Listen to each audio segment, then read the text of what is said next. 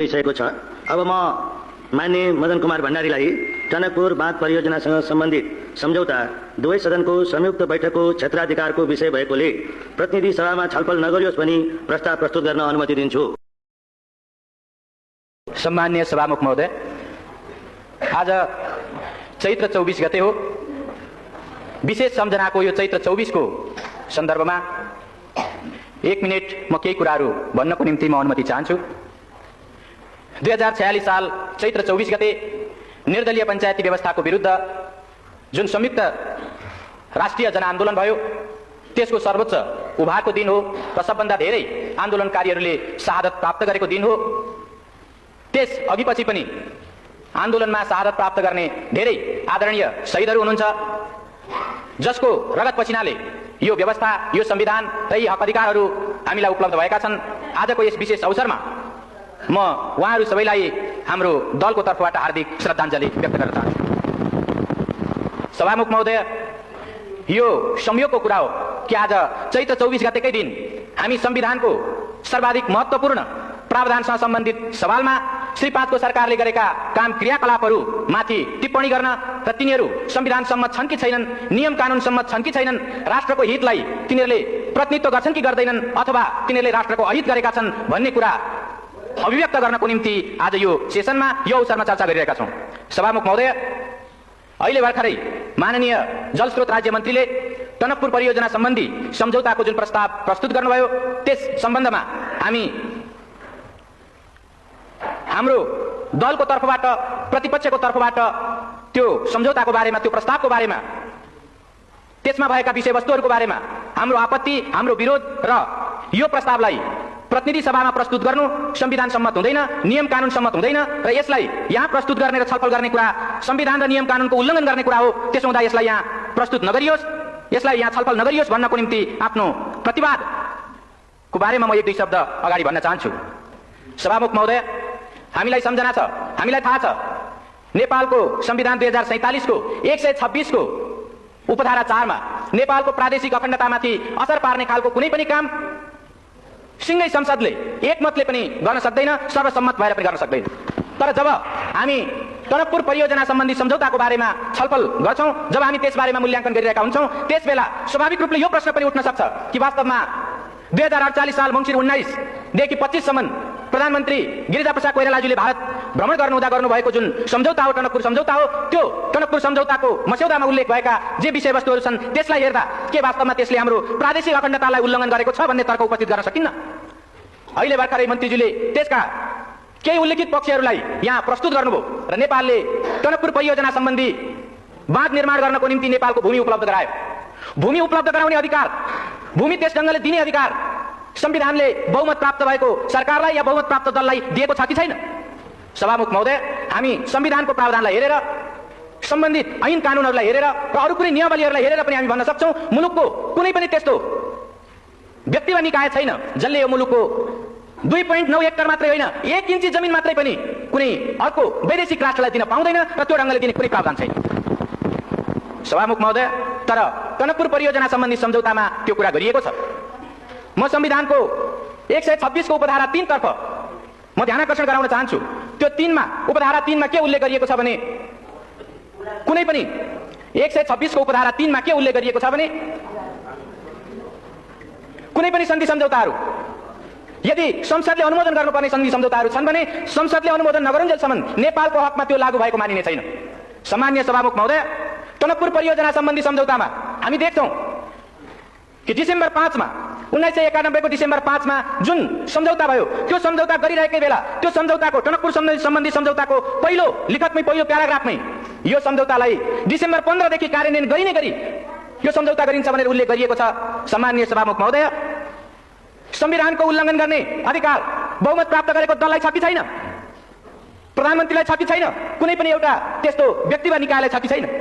सम्माननीय सभामुख महोदय, संविधानको सर्वोच्चता अर्थात् संवैधानिक राजतन्त्र पनि संविधानभन्दा माथि हुन पाउँदैन भन्ने यो संविधान बहाल भइसकेपछि कुनै पनि एउटा व्यक्ति वा निकाय कसैले पनि संविधानभन्दा माथि रहेर वा संविधानका धाराहरूलाई उल्लङ्घन गरेर काम गर्न सक्दैन। तर यो टनकपुर परियोजना सम्बन्धी सम्झौतामा जो स्वाभाविक रूपले संसदले अनुमोदन गर्नु पर्थ्यो त्यो संसदमा प्रस्तुत गर्न अगावै, संसदलाई जानकारी दिनु अगावै, संसदले अनुमोदन गर्नु अगावै, अझ जुन बेला सन्धि गरिँदै थियो, जुन बेला त्यसको ड्राफ्ट तयार हुँदै थियो, त्यस बेला नै वास्तवमा 10 दिनभित्रैमा या 5 डिसेम्बरमा त्यो सम्झौता गरेर 15 डिसेम्बरदेखि लागू गर्ने भनेर जुन त्यहाँ सम्झौता गरियो, यो घोर संविधानको उल्लङ्घन हो। र यस्तो संविधानको उल्लङ्घन भएको कुराप्रति यो सदनले, यो मुलुकले गम्भीरतापूर्वक लिने कि नलिने? आदरणीय सभामुख महोदय, हामी यो कुरालाई अत्यन्त गम्भीरताका साथ लिनुपर्छ भन्ने ठान्छौँ। स्वाभाविक रूपले टनकपुर परियोजना सम्बन्धी सन्धि भइसकेपछि यो सदनलाई थाहा छ, योभन्दा अगाडि पनि 2टा वा त्योभन्दा बढी सेसनको अवधिभरि राष्ट्रले यसबारेमा चर्चा परिचर्चा गरेको छ। सबै सन्धि सम्झौताहरू संसदमा प्रस्तुत गरिनुपर्छ र टनकपुर सम्बन्धी जुन सम्झौता हो, यो सम्झौता सदनमा प्रस्तुत गर्ने र सदनद्वारा अनुमोदन गरिनुपर्ने सम्झौता हो भनेर हामीले प्रतिपक्षको तर्फबाट यही सदनमा र योभन्दा अगाडिका सेसनहरूमा पनि हामीले दृढतापूर्वक उठाएका छौँ। सभामुख महोदय, तर सत्ता पक्षबाट लगातार त्यो कुरालाई व्यवस्था गर्दै, लगातार त्यो कुरालाई अस्वीकार गर्दै यो कुनै सन्धि भएकै छैन, सन्धि भएकै होइन भनेर मुलुकलाई 1 वर्षसम्म लगातार गुमराहमा राख्ने, ढाँट्ने काम भयो। आदरणीय सभामुख महोदय, हामीलाई सम्झना छ त्यसबेला सरकारले टनकपुर सम्बन्धी सन्धि सम्झौताको सम्बन्धमा चर्चा गर्दा वास्तवमा टनकपुर परियोजनामा महाकाली नदीको जुन ठाउँमा टनकपुर परियोजना बनेको छ त्यो भारतीय नदी हो र त्यस ठाउँमा नेपालको अधिकार छैन भन्ने जिम्मेदार मन्त्रीहरूले, सत्तापक्षका जिम्मेदार माननीयहरूले त्यो कुरा राख्नु भएको थियो। त्यति मात्रै होइन, स्वाभाविक रूपले त्यसको जुन अभिन्न अङ्गको रूपमा रहेको बायाँ तटबन्ध हो, त्यो बायाँ तटबन्धमा प्रयोग भएको नेपाली भूभाग त्यो टनकपुर परियोजनाको अभिन्न अङ्गको रूपमा होइन, त्यो त केवल नेपालतर्फ आउने बाढीलाई रोक्नको निम्ति मात्रै प्रयोग भएको भनेर बनाइएको भनेर श्री 5 को सरकारले उल्लेख गरेको थियो। त्यस ढङ्गले जिम्मेदार मन्त्रीहरूले राख्नु भएको थियो। सम्माननीय सभामुख महोदय, प्राकृतिक स्रोतको उपयोगको बाँडफाँड भएको छैन, त्यसबाट मुलुकको कुनै अहित भएको छैन, बरु भारतले शुभेच्छा स्वरूप पानी र बिजुली नेपाललाई प्रदान गरेको छ भन्ने यस किसिमले सत्तापक्षबाट जुन कुरा उल्लेख गरिएको थियो, हामीलाई सम्झना छ त्यो गलत हो। श्री 5 को सरकारले गरेका ती कुराहरू गलत छन्, जनतालाई गुमराहमा पार्ने खालका छन्, राष्ट्रको हितलाई हानि पुर्याउने खालका छन्, आघात पार्ने खालका छन्, संविधानलाई मिच्ने खालका छन् भनेर मुलुकले 1 वर्षसम्म लगातार सदनभित्र र बाहिर समेत चर्चा परिचर्चा चलायो र त्यसै सन्दर्भमा राष्ट्रको हितलाई, संविधानको मर्यादालाई र ऐन कानुनको मर्यादालाई पालन गर्नुपर्छ भन्ने सन्दर्भमा मुलुकले अभियान चलाउँदा धेरै होनहार नागरिकहरूको, धेरै त्यस्ता देशभक्तहरूको जीवन पनि गएको छ, धेरैले बलिदान पनि दिनु परेको छ। चाहे त्यो 48 साल चैत्र 24 गतेको घटनाको कुरा होस्, चाहे त्यो कावासोतीको भारतीय प्रधानमन्त्री नेपालमा आइरहेको बेला एउटा ज्ञापन पत्र दिनको निम्ति स्वयं टनकपुरको छेउबाट आएको जुन एउटा ज्ञापन पत्र दिने दल थियो, त्यो दलमाथि नवलपरासीको कावासोती भन्ने ठाउँमा जुन गोलीकाण्ड भयो, यस खालका घटनाहरूबाट मुलुकले धेरै आहत हुनु परेको छ। मुलुकमा यो टनकपुर परियोजना सम्बन्धी सवालमा, यसको प्रकृति निर्धारण गर्ने सवालमा सरकारले जनता र राष्ट्रलाई गुमराह गर्न खोजेको कुराको विरुद्ध देशभक्तहरूले आवाज उठाउँदाखेरि धेरै रगत बगाउनु परेको छ। हामी ती कुराहरूलाई बिर्सन सक्दैनौँ। स्वाभाविक रूपले टनकपुर परियोजना सम्बन्धी सम्झौता भएको 11 महिनापछि जब भारतका प्रधानमन्त्री नेपालको भ्रमणमा आउनुभयो, त्यसबेला केही स्पष्टीकरणहरू थपिए। म यहाँ यो सम्झना गर्नु वाञ्छनीय ठान्छु। त्यो के हो भने, जब भारतका प्रधानमन्त्री यहाँ आउनुभयो र नेपालको प्रधानमन्त्रीसँग जब वार्ता भयो, त्यसको विज्ञप्तिमा उल्लेख गरिएको छ कि त्यो टनकपुर बाँध परियोजनामा प्रयोग भएको जुन नेपाली भूमि छ, त्यो नेपाली भूमिको सार्वभौमिकता नेपालकै रहिरहनेछ, अर्थात् नेपालकै त्यो हुनेछ भन्ने कुरा स्पष्टीकरण थपियो। म यसबाट के प्रश्न उठाउन चाहन्छु भने, यदि त्यो 91 को डिसेम्बर 5 को जुन सम्झौताको जुन ड्राफ्ट हो, यदि त्यस बेला नै त्यो कुरा मानिएको भए, त्यो कुरा भएको भए पछि किन स्पष्टीकरण थप्नु पर्थ्यो? अनि जब नेपालको कुनै भूभागको बारेमा अर्को कुनै राष्ट्रको एउटा जिम्मेदार व्यक्तिले आएर यसको सार्वभौमिकता तपाईँकै हातमा छ भनेर नभन्दिउन्जेलसम्म सरकारले बोल्न नसक्ने वा त्यस्तो भन्न नसक्ने, मान्न नसक्ने यो जुन स्थिति देखा पर्यो, के यो एउटा बहुत दुःखदायी, बहुत एउटा हानिकारक खालको कुरा होइन र? मैले यसबाट के प्रश्नतर्फ ध्यान आकर्षण गर्न खोजेको भने, जसरी माननीय मन्त्रीहरू या सत्तापक्षका माननीयहरू 2.9 हेक्टर जमिन र त्यो जलमग्न हुने क्षेत्रको जुन नेपाली भूभाग थियो, त्यो जमिनको बारेमा हामीले प्रश्न उठाउँदा, प्रतिपक्षको तर्फबाट प्रश्न उठाउँदा त्यसको सार्वभौमिकता नेपालमै रहेको कुराको ग्यारेन्टी सन्धिमा गरिएको छ भनेर उहाँहरूले देखाउन सक्नु भएको थिएन र उहाँले त्यो ढङ्गले हाम्रा सवालहरूको जवाब दिन सक्नु भएको थिएन।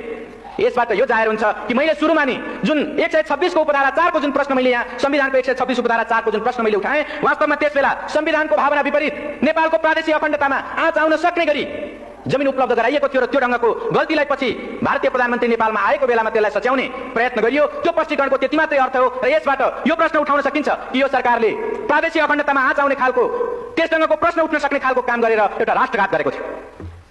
सम्माननीय सभामुख महोदय, हामीलाई सम्झना छ मङ्सिर 30 गते विगत मङ्सिर 30 गते सर्वोच्च अदालतले जब फैसला सुनायो त्यसबेला हामी त्यो फैसलामा देख्न सक्छौं श्री 5 को सरकारले जतिसुकै पारदर्शी ढंगले काम गरिरहेको छु भने पनि श्री 5 को सरकारले जनताको सुसूचित हुने हकलाई संरक्षण गरेको छु भनेर भनेको भए पनि टनकपुर बाँध सम्बन्धी यो सम्झौताको सन्दर्भमा उनले सांसदहरूलाई संसदभित्र र बाहिर जनतालाई जानकारीमा दिएका कुराहरू शिर न पुच्छरका कुराहरू थिए, शिर पुच्छर बिनाका कुराहरू थिए भनेर उनले फैसलामा उल्लेख गरेको छ। मैले यो यस कारणले उल्लेख गरिरहेको छु कि वास्तवमा सर्वोच्च अदालतले स्वयं प्रधानमन्त्रीज्यूलाई जलस्रोत राज्य मन्त्रीज्यूलाई र अरू सरकारवाला व्यक्तित्वहरूलाई जब उसले बुझ्न चाह्यो उहाँहरूले लिखित रूपमा जाहेर गर्नुभएका अदालतलाई लिखित रूपमा उहाँहरूले दिनुभएका बयानबाट यो जाहेर हुन्छ कि उहाँहरूले त्यसबेला पनि प्राकृतिक स्रोतको उपयोगको बाँडफाँड भएको छैन, जनताको सुसूचित हुने अधिकारको हनन गरिएको छैन। यो बायाँ तटबन्ध भनेको त्यो टनकपुर परियोजनाको अभिन्न अंग होइन र महाकाली नदीको जुन ठाउँमा टनकपुर बाँध परियोजना बनेको छ त्यो परियोजना भित्र नेपालको नदी अधिकार अर्थात् नेपालको त्यहाँ पानी सम्बन्धी अधिकार त्यस्तो छैन भनेर जुन उहाँहरूले उल्लेख गर्नुभएको थियो त्यो कुराको खिलाफमा सर्वोच्च अदालतले श्री 5 को सरकारले सुसूचित नगरेको शिर र पुच्छरको कुरा जानकारी दिएर तर उसले वास्तविक जानकारी नदिएको र प्राकृतिक स्रोतको उपयोगको बाँडफाँड भएकै हो भन्ने कुरा र देब्रे तटबन्ध टनकपुर परियोजनाको देब्रे तटबन्धमा प्रयोग भएको नेपाली जुन भूभाग छ र त्यो भूभागमा बनेको जुन बाँध छ त्यो बाँध टनकपुर परियोजनाको अभिन्न अंग हो भन्ने कुरा उसले फैसला गरेको छ। र यसबाट के प्रश्न उपस्थित हुन्छ भने श्री 5 को सरकार आफूले गरेका कामहरू जबसम्म अर्को कुनै निर्णायक महत्त्वपूर्ण सर्वोच्च निकायले जबसम्म फैसला गर्दैन तबसम्म ऊ आफ्ना गल्तीहरूलाई कुनै पनि हालतमा आत्मसमीक्षा गरेर वा अर्को कुनै प्रतिपक्ष वा देशका बुद्धिजीवीहरू वा आम जनताले उल्लेख गरे पनि ऊ कुनै शून्य टेर्नेर त्यसलाई समीक्षा गर्नेवाला छैन। तर जब सर्वोच्च अदालतले यो फैसला गर्यो त्यो फैसला गरे पछाडि पनि हामी यो सम्झना गर्न सक्छौं कि धेरै केही माननीय मन्त्रीज्यूहरूले त्यसपछि पनि उल्लेख गर्दा वास्तवमा त्यो त समझदारी नै भएको भनेर सन्धि भएको होइन भन्ने किसिमले फेरि पनि उहाँहरूले उल्लेख गर्नुभयो। फेरि पनि केही सत्तापक्षका माननीय सदस्यहरूले त्यस ढंगले उल्लेख गर्नुभयो। साँच्चै भन्ने हो भने यसो भन्न सकिन्छ सर्वोच्च अदालतको फैसलालाई पनि अपमान गर्ने खालका कुराहरू उहाँहरूले धेरै ठाउँमा उल्लेख गर्नुभएको छ। सम्माननीय सभामुख महोदय, अहिले श्री 5 को सरकारको तर्फबाट जलस्रोत राज्य मन्त्रीले प्रतिनिधि सभामा जुन सम्झौता प्रस्ताव प्रस्तुत गर्नुभएको छ र जुन मूल्याङ्कनको हवाला दिँदै उहाँले यो प्रस्ताव राख्नु भएको छ म के भन्न चाहन्छु भने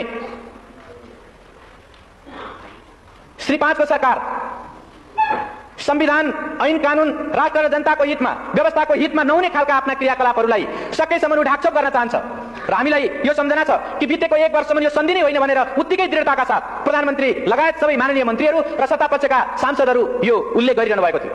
अहिले सर्वोच्च अदालतले फैसला सुनाइसकेपछि यो सन्धि हो र यसलाई संसदमा लगेर अनुमोदन गराउने सर्वोच्च अदालतको आदेश छ। हामी संसदको सर्वोपरिताको संसदको सम्मानको हामी आदर कदर गर्छौं र सर्वोच्च अदालतको फैसलालाई हामी सम्मान गर्छौं भनेर उहाँहरू धेरै व्याख्या विश्लेषण गरिरहनु भएको छ।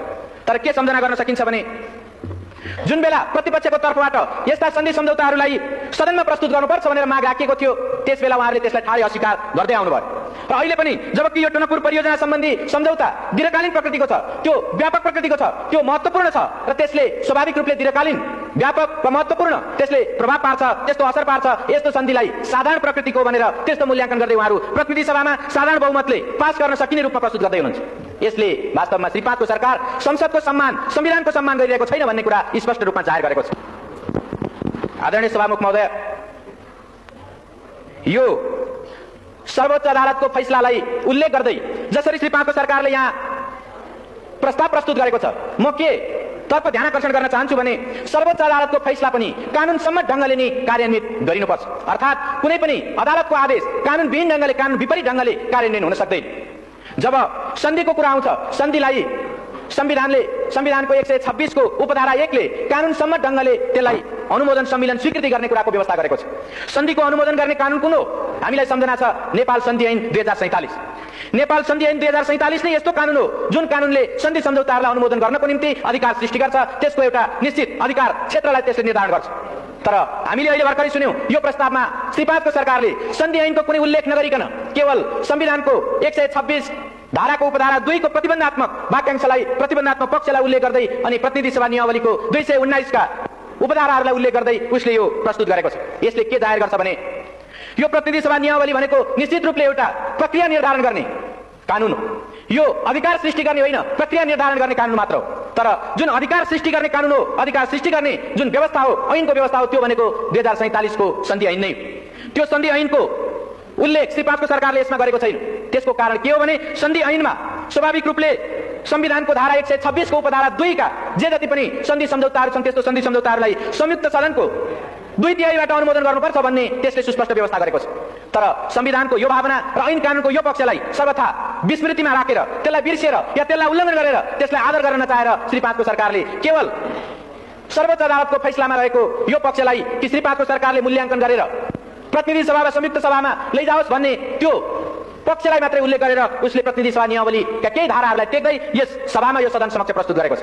स्वाभाविक रूपले मैले अघि नै भने सर्वोच्च अदालतका फैसलाहरू पनि कानुनसम्म ढङ्गले मात्रै कार्यान्वित हुन सक्छन् र स्वाभाविक रूपले कानुनभित्र पनि प्रक्रिया निर्धारण गर्ने कानुन होइन, अधिकार सृष्टि गर्ने कानुन अन्तर्गत नै त्यसको कार्यान्वयन हुनुपर्छ। त्यसो भएको हुनाले सरकारको यो सन्धि प्रस्तावमा जुन कानुनलाई टेकेर, जुन धारा उपधाराहरूलाई टेकेर यो प्रस्तुत गरिएको छ त्यो स्वाभाविक रूपमा कानुन विपरीत छ, सरोकारवाला विषयमा त्यो कानुन सम्मत छैन। सम्मान्य सभामुख महोदय, यो परिस्थितिमा हामी के भन्न सक्छौँ भने श्री 5 को सरकारले एक खालको पूर्वधारणा बनाएर त्यस अनुरूप मूल्याङ्कन गर्ने कुरा या त्यस अनुरूप आफ्ना धारणाहरू निश्चित गर्ने र त्यस ढङ्गले कार्यान्वयन गर्ने कुरा उसले गर्दै आएको छ। चाहे त्यो अघिल्लो बेलाको यो केवल समझदारी मात्र हो भन्ने विषय होस् या यो पछिल्लो बेलामा अहिले त्यो साधारण प्रकृतिको सन्धि हो भन्ने विषय किन नहोस्, दुवै बेलामा उसले एउटा पूर्वधारणा बनाएर आफूलाई जसो गर्दा सजिलो हुन्छ त्यो ढङ्गले मात्रै जाने, तर संविधान र ऐन कानुनको अक्षर भावनालाई पालन गर्ने कुरा हो भने अस्वीकार गर्ने वा त्यसबाट बचेर जाने वा त्यसलाई संविधान ऐन कानुनका सरोकारवाला पक्षलाई कुनामा पारेर जाने, कर्नरमा पारेर जाने खालको कुरा उसले गरेको छ। त्यसो भएको हुनाले जसरी अहिले श्री 5 को सरकारको यो मूल्याङ्कनभित्र साधारण प्रकृतिको भनेर यसमा प्रस्तावमा उल्लेख गरिएको छ र यो सदनमा प्रस्तुत गरिएको छ, हामीलाई यो सम्झना छ या हामी यो बारेमा वाकिफ छौँ, जानकार हुन सक्छौँ कि संविधानको 126 को उपधारा 2 भनेको स्वाभाविक रूपले जुन निश्चित सन्धि सम्झौताहरूलाई संयुक्त सदनको 2/3 समर्थन गर्नुपर्छ, 2/3 अनुमोदन गर्नुपर्छ भनेर उल्लेख गरेको छ। संविधानको मूल भावना त्यही हो। त्यसो भएको हुनाले त्यसभित्र जुन प्रतिबन्धात्मक पक्ष छ, प्रतिबन्धात्मक अंश छ, त्यसको निम्ति यो साधारण प्रकृतिको, यो अल्पकालीन हो, यो दूरगामी प्रभाव पार्ने होइन, यो त्यस्तो महत्त्वपूर्ण होइन भन्ने त्यसको विशेष स्थिति सरकारले पुष्टि गर्न सक्नुपर्छ, सरकारले त्यस्ता प्रमाणहरू प्रस्तुत गर्न सक्नुपर्छ। तर हामी सिङ्गो त्यो मूल्याङ्कन प्रस्तावलाई अध्ययन गर्दा सरकारले त्यो खालका कुनै तथ्यहरू प्रस्तुत गरेको हामी पाउँदैनौँ, उसले प्रस्तुत गर्न सकेको छैन। प्रश्न उठ्न सक्छ, यो टनकपुर सन्धि, टनकपुर जलविद्युत परियोजना सम्बन्धी जुन सन्धि सम्झौता हो यो अल्पकालीन हो कि दीर्घकालीन हो? निश्चित रूपले यो एउटा सापेक्ष कुरा हो। सर्वोच्च अदालतले पनि भनेको थियो यो एउटा सापेक्ष कुरा हो। तर सापेक्षताकै अर्थमा लिँदा पनि यसको व्याख्या कसरी गर्ने, अल्पकालीनता र दीर्घकालीनताको व्याख्या कसरी गर्ने? म के प्रश्न उठाउन चाहन्छु भने एउटा संसद 5 वर्षको हुन्छ, सामान्यतया विशेष स्थिति आएन भने त्यो 5 वर्षको हुन्छ। यदि 6 वर्षको निम्ति कुनै सन्धि हुन्छ भने त्यो अल्पकालीन हो कि दीर्घकालीन हो? एउटा संसदबाट अर्को संसदमा ट्रान्सफर हुने त्यस खालको सन्धि हुन्छ भने, 5 वर्षभन्दा बढ्ताको सन्धि हुन्छ भने त्यसलाई दीर्घकालीन भन्न सकिन्छ कि सकिँदैन? सभामुख महोदय, नेपालीहरूको आयु औसत आयु 52 वर्ष छ। 52 वर्षसम्म 50-52 वर्षसम्म कायम हुने सन्धि हो भने त्यो अल्पकालीन हो कि दीर्घकालीन हो? सभामुख महोदय, त्यति मात्रै होइन, टनकपुर परियोजना सम्बन्धी जब त्यो सन्धिको मजमुनलाई हामी हेर्छौँ कि त्यो ठाउँमा नेपालले जुन भूमि उपलब्ध गराएको छ या अन्य विभिन्न कुराहरूको जुन कन्ट्रिब्युसन गरेको छ त्यो कन्ट्रिब्युसनको कुरालाई लिएर हेर्ने हो भनेदेखि त्यसमा यो सन्धिको कुनै अवधि, कुनै त्यस्तो भोगाधिकारको कुराहरू, जमिनको उपभोग गर्ने अवधिको कुराहरू कुनै उल्लेख गरिएको छैन। जब यो उल्लेख गरिएको छैन भने स्वाभाविक रूपले अनुमान गर्न सकिन्छ जबसम्म त्यो टनकपुर बाँध रहन्छ, जबसम्म त्यो परियोजनाका प्राविधिक पक्षहरू निकममा हुँदैनन् तबसम्म त्यो सन्धि कायम रहनेछ। यदि त्यस्तो हो भने हामी अरू धेरै, चाहे त्यो कोशीको होस् वा गण्डकीको होस् या महाकालीमा भएको शारदा नदीको कुरा होस्, शारदा ब्यारेजको कुरा होस्, त्यो ठाउँमा ती कुरालाई, त्यो प्रविधिको कुरालाई हेर्दै यो आधुनिक प्रविधिद्वारा निर्मित भएको टनकपुर बाँध परियोजना 100 वर्षभन्दा माथि टिक्न सक्छ भनेर भन्न सक्छौँ। 100 वर्षभन्दा माथि टिक्छ भने सभामुख महोदय यसलाई दीर्घकालीन भन्ने कि अल्पकालीन भन्ने? अर्कोतिर स्वाभाविक रूपले यो व्यापक होइन भन्ने त्यस ढङ्गको निष्कर्ष मूल्याङ्कन प्रस्तावमा प्रस्तुत गरिएको छ। तर त्यो मूल्याङ्कन प्रस्तावकै एउटा हिस्सामा के उल्लेख गरिएको छ भने यसको मूल्याङ्कन गर्दा भारत भ्रमणमा प्रधानमन्त्रीले गएर गर्नुभएका अरू तमाम सन्धि सम्झौता र परियोजनाहरूको बारेमा पनि ख्याल गर्नुपर्छ भनेर उल्लेख गरिएको छ। जब एउटा सन्धिको एउटा विषयको बारेमा मूल्याङ्कन गरिएको बेला तमाम सन्धि सम्झौता, त्यस बेला गरिएका तमाम सन्धि सम्झौताहरूको परिप्रेक्ष्यलाई ख्याल गर्नुपर्छ भनेर भनिन्छ भने के यो दुई देश बीचको सम्बन्धलाई ख्याल गरिनुपर्छ भन्ने होइन र? व्यापारको कुरा या व्यापार वाणिज्यको कुराहरू तमाम क्षेत्रको, चाहे निर्माणको होस् या व्यापारको होस् या अन्य सम्बन्धको कुरा होस्, त्यो तमाम सवालमा ख्याल गर्नुपर्छ भनेर स्वयं यो मूल्याङ्कन प्रस्तावले उल्लेख गर्छ भने के यो व्यापक प्रकृतिको भएन र? सभामुख महोदय, स्वाभाविक रूपले यसलाई जसरी श्री 5 को सरकारले व्यापक होइन भन्दै, दीर्घकालीन होइन भन्दै, दूरगामी प्रभाव पार्ने छैन भन्दै जसरी प्रस्तुत गरेको छ त्यो एउटा पूर्वाग्रह र एउटा पूर्वधारणामा, एउटा पूर्वाग्रहमा त्यो आधारित छ र स्वाभाविक रूपले त्यो गलत छ। संविधान र ऐन कानुनको भावना विपरीत छ र त्यसै भएको हुनाले हामी यसलाई प्रतिनिधि सभामा छलफल गर्ने विषय होइन, प्रतिनिधि सभा प्रस्तुत गर्नु मात्रै पनि वास्तवमा संविधानको भावनालाई उल्लङ्घन गर्नु हो भन्ने हामी ठान्छौँ। सभामुख महोदय, यसको अर्को पक्ष पनि छ। अर्को पक्ष के छ भने नेपालमा सामान्यतया भन्दै आइएको छ, हर कसैले भनिरहेको छ कि नेपालको सम्पत्ति भनेको जलस्रोत हो र यो जलविद्युत सम्बन्धी नेपालको जुन स्रोत हो वा जुन शक्ति हो त्यो 83,000 मेगावाट विद्युत क्षमताको छ। यो 83,000 मेगावाट विद्युत क्षमता भएको जलस्रोतको परिचालन गर्नको निम्ति कस्तो मेकानिजम, कस्तो खालको मेथड, कस्तो खालको तौर तरिका र कस्तो नीति अवलम्बन गर्ने हो भन्ने कुरा पनि यसबाट स्वाभाविक रूपले उपस्थित हुन्छ। र यो टनकपुर सम्बन्धी जुन सन्धि भएको छ, यो सन्धिले स्वाभाविक रूपले भविष्यको निम्ति एउटा प्रेसिडेन्स, भविष्यको निम्ति एउटा नजिर पनि स्थापित गर्छ। जब यसको समयावधिको कुरा, यसले नेपाल र भारतको बीचमा भएका तमाम सन्धि सम्झौताहरू र दुई मुलुकको बीचको सम्बन्धको कुरा र यसले नेपालकै अरू प्राकृतिक स्रोत सम्पदाहरूलाई भविष्यसम्म उपयोग गर्ने कुराको, भविष्यसम्म प्रयोग गर्ने कुराको नजिर स्थापित गर्छ भने यसलाई कसरी अल्पकालीन कम महत्त्वपूर्ण र त्यसलाई साधारण खालको भनेर कसरी भन्न सकिन्छ? त्यसो भएको हुनाले श्री 5 को सरकारले प्रस्तुत गरेको यो मूल्याङ्कन निश्चित रूपमा त्यो संविधान र ऐन कानून विपरीत छ, राष्ट्रको हितलाई हानि पुर्याउने खालको छ र संविधानलाई उल्लङ्घन गर्ने खालको छ। त्यसो भएको हुनाले यिनै विषयहरूलाई आत्मसात गरेर, यिनै कुराहरूलाई हृदयङ्गम गरेर हामीले टनकपुर सम्बन्धी यो सन्धि प्रस्तावलाई प्रतिनिधि सभामा प्रस्तुत गर्नु र प्रतिनिधि सभामा छलफल गर्नु यो संविधान विपरीत हो भन्ने त्यो मान्यता राखेर हामीले एउटा प्रस्ताव हाम्रो विभिन्न प्रतिपक्षी सांसदहरूले सही गरेर माननीय सभामुख समक्ष हामीले प्रस्तुत गरेका छौं र त्यो प्रस्तावलाई म यहाँ पढेर सुनाउन चाहन्छु। माननीय सभामुख महोदय, टनकपुर बाँध परियोजनासँग सम्बन्धित सन्धि दुवै सदनको संयुक्त बैठकको क्षेत्राधिकारको विषय भएकोले प्रतिनिधि सभामा छलफल नगरियोस्। माननीय महोदय, श्री 5 को सरकारको तर्फबाट टनकपुर बाँध परियोजनासँग सम्बन्धित सन्धि प्रस्तावलाई प्रतिनिधि सभामा प्रस्तुत गर्न संसद सचिवालयमा सो प्रस्ताव दर्ता गराएको जानकारीमा आएको हुँदा हामी माननीय सभामुख समक्ष निम्न ब्यौराको निवेदन गर्दछौं। नेपाल अधिराज्यको संविधान 2047 को धारा 126 को उपधारा 2 ले नेपालको प्राकृतिक सम्पदाको उपयोग र त्यसको बाँडफाँड सम्बन्धी सम्झौता संसदको दुवै सदनको संयुक्त बैठकमा उपस्थित सदस्यहरूको 2/3 बहुमतबाट अनुमोदन गराउनु पर्ने व्यवस्था गरेको छ। यो प्रष्ट संवैधानिक व्यवस्था हो। यसको अपवादको रूपमा राष्ट्रलाई गम्भीर, व्यापक, दीर्घकालीन असर नपर्ने प्रकृतिको सन्धि प्रतिनिधि सभाको साधारण बहुमतबाट अनुमोदन गराउने प्रावधान छ। श्री 5 को सरकारले भारत सरकारसँग गरेको टनकपुर परियोजना सम्बन्धी सन्धिबाट दीर्घकालीन गम्भीर, व्यापक असर पर्ने कुरा स्वतः स्पष्ट छ। यसर्थ टनकपुर परियोजना सम्बन्धी सन्धि दुवै सदनको संयुक्त बैठकमा उपस्थित सदस्यहरूको 2/3 अनुमोदित भएपछि मात्र नेपाल अधिराज्यको हकमा लागू मानिन्छ। यसको लागि टनकपुर बाँध परियोजनासँग सम्बन्धित सन्धि प्रतिनिधि सभामा पेश हुने होइन, दुवै सदनको संयुक्त बैठकमा पेश गरिनु पर्दछ। हाम्रो संवैधानिक व्यवस्था यही हो। हाल बहालमा रहेको नेपाल सन्धि ऐन 2047 को दफा 4 ले संविधानको धारा 126 को उपधारा 2 बाहेकका सन्धि मात्र प्रतिनिधि सभामा पेश गर्न सकिने व्यवस्था गरेको छ र श्री सर्वोच्च अदालतबाट 2049 मङ्सिर 30 गतेको फैसलामा टनकपुर बाँध परियोजनासँग सम्बन्धित सन्धि प्रष्ट उल्लेख भएको छ। यसबाट पनि टनकपुर बाँध परियोजनासँग सम्बन्धित सन्धि प्रतिनिधि सभामा पेश हुने होइन, दुवै सदनको संयुक्त बैठकमा पेश हुने सन्धि हो भन्ने प्रष्ट हुन्छ। प्रतिनिधि सभा नियमावली 2048 को दफा 72 ले संवैधानिक व्यवस्था विपरीत कुनै पनि प्रस्ताव प्रतिनिधि सभामा छलफलको लागि ग्राह्य नहुने व्यवस्था गरेको छ। टनकपुर परियोजना सम्बन्धी सन्धि प्रस्ताव प्रतिनिधि सभामा छलफलको लागि प्रस्तुत हुन संविधानको धारा 126(2) र सन्धि ऐनको दफा 4 र 5 को विपरीत हुने हुँदा प्रतिनिधि सभा नियमावलीको दफा 72 बमोजिम यस्तो प्रस्तावलाई प्रतिनिधि सभाको कार्यसूचीमा राखी छलफल गर्न मिल्दैन। टनकपुर परियोजना सम्बन्धी सन्धि प्रस्ताव प्रतिनिधि सभाको कार्यसूचीमा राखी छलफल गरियोस् भनी श्री 5 को सरकारले संसद सचिवालयमा दर्ता गराएको प्रस्तावमाथि उल्लेखित प्रकारले संविधान र कानून संगत नभएको हुँदा यो प्रस्ताव खारेज गरियोस् भनी माननीय सभामुख समक्ष सादर अनुरोध गर्दछौं। साथै टनकपुर परियोजना सम्बन्धी सन्धि प्रस्तावमाथि छलफल गर्न र निर्णय गर्न संविधानको धारा 126(2) र सन्धि ऐन 2047 को दफा 5 बमोजिम दुवै सदनहरूको संयुक्त बैठक बोलाउन माननीय सभामुख महोदयसँग अनुरोध गर्दछौं। सदनको संयुक्त बैठक र संयुक्त समितिको नियमावली 2048 को दफा 18 ले श्री 5 को सरकारले सन्धि सम्झौताहरू संयुक्त बैठकमा प्रस्तुत गर्न चाहेमा सोको व्यवस्था गरेको छ। तर श्री 5 को सरकारले नचाहँदा संसदको आफ्नै पहलमा दुवै सदनको संयुक्त बैठक बोलाउने बारे कुनै दफामा प्रष्ट उल्लेख भएको पाइदैन। संविधानको धारा 126(2) ले दुवै सदनको संयुक्त बैठकको व्यवस्था गरेको छ। श्री सर्वोच्च अदालतको फैसलाबाट टनकपुर परियोजना सम्बन्धी सन्धि संविधानको धारा 126(2) अन्तर्गतको हो भनी ठहर भएको छ। संसदको संयुक्त बैठक र संयुक्त समिति कार्य सञ्चालन नियमावली 2048 को दफा 35 ले माननीय सभामुखलाई बाधा अड्काउ पुकाउने अधिकार प्रदान गरेको छ। संवैधानिक व्यवस्था लागू गराउन र टनकपुर परियोजना सम्बन्धी सन्धि प्रस्तावमाथि छलफल गर्न संसदको संयुक्त बैठक र संयुक्त समिति कार्य सञ्चालन नियमावली 2048 को दफा 35 प्रयोग गरी दुवै सदनको संयुक्त बैठक अविलम्ब बोलाइयोस् र श्री 5 को सरकारद्वारा प्रस्तुत गरिएको सन्धि सम्बन्धी यस प्रस्तावलाई प्रतिनिधि सभामा छलफल नगराइयोस् भनी हार्दिक अनुरोध गर्दछौं। धन्यवाद।